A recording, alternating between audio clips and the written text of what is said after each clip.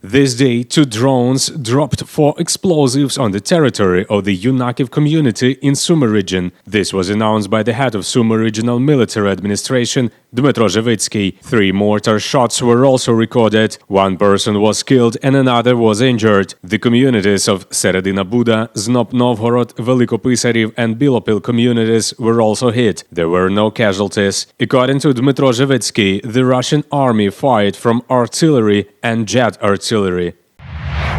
This day, the head of the Kharkiv Regional Military Administration, Oleg Sinehubov, said that the Russian military had fired on the Kharkiv region from multiple rocket launchers and fired missiles. There was an impact on the industrial zone, residential buildings and educational institutions. During the current day, 3 people died in the shelling of the region: a 65-year-old woman in Kutuzivka, a 61-year-old woman and a 49-year-old man in Balaklia. As a result of the shelling of the industrial district of Kharkiv, 2 people were injured.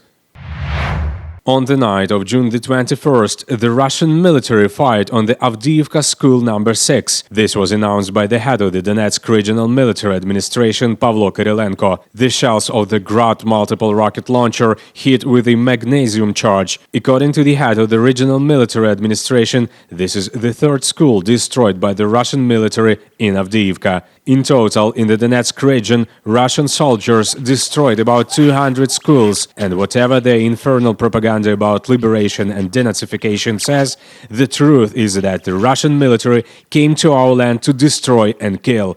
First of all, civilians, Kyrylenko wrote in a telegram. In Novomykhailivka, after the Russian military invasion of Ukraine, there were completely destroyed houses. There is no water supply, electricity, gas and any food. Billy Angel police crew organized another evacuation. This time, many families with young children left the village, but civilians still live in the village. Everyone who lived with us in the basement left. Someone earlier, someone later. Only 20 people remained in the village. Remain for various reasons. I'm leaving because my grandson is growing up. For someone you have to live. The Russian military is shelling the settlement and the road to it around the clock. During a brief lull, law enforcement officers travel to the village to evacuate people. It's not scary at all, because you worry more about people than you worry about yourself. The head of the Luhansk Regional Military Administration, Serhiy Haidai, reported heavy shelling in Lysychansk. According to him, the Russians have been firing throughout the current day. More than 10 high-rise buildings, private houses and the police station building were destroyed. The body of 1 dead person was found. Another woman was injured and evacuated to Kramatorsk. The final number of victims has been determined. Fierce fighting continues in Severodonetsk industrial zone. The Russians hit the building of one of the passages of the Azot plant, fired on the territory of the brick factory and opened fire near 3 bridges. There are several separate bomb shelters on Azot where civilians are staying. Most of them are employees of the company and their families. That is, you can count a little more than 100 workers with their families. That's the number of people, 568 people who are there. And they are in completely different numbers in different bomb shelters. They still have water, food and some of the most primitive medicines. Also, the enemy of the current day struck airstrikes on Ustynivka, Maloryazantsevo, Bilogorovka and Irske. Residential buildings in Novoivanivka and Irske were severely damaged, a total of 20 damaged buildings. The Lyceum in Vrubivka was destroyed.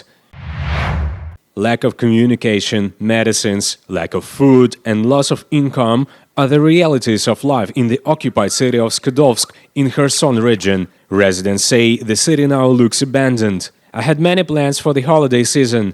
Now it is scary to go to the city, says a resident of Skadovsk, because you can meet the Russian military. Strangers came and destroyed everything. Medicines are needed, they are almost non-existent. They say that some pharmacy is open in the center, but it's scary to go there. That money, they say, is needed in Russia. And what are we Russian for? We need ours, Ukrainian hryvnias, native. Everything was fine until the liberators came. Besides, residents of Skadovsk were left without earnings, the mayor Alexander Yakovlev speaks.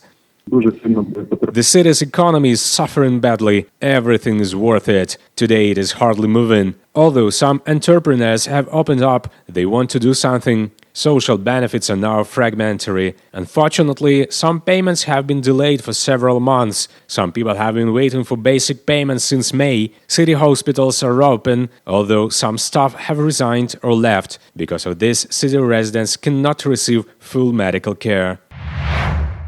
The Odessa City Council said that during the current day, for 3 hours, the Russian military fired 14 missiles in the south. Kharkiv, the mouth of the Duly, the Belgorod-Dniester district of Odessa region, and the city of Odessa came under fire.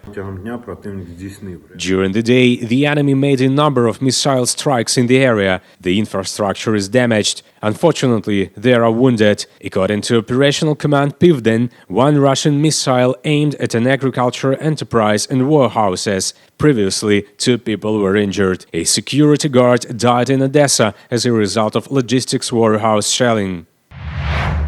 Turn the helmets into art objects. This is the idea of the Azov volunteer group and volunteers. Unauthorized ammunition was chosen to implement the plan. We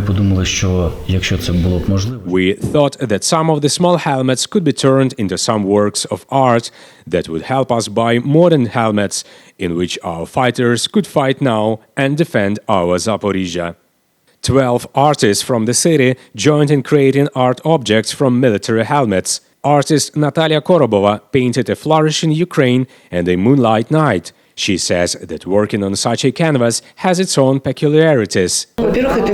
First, it's metal.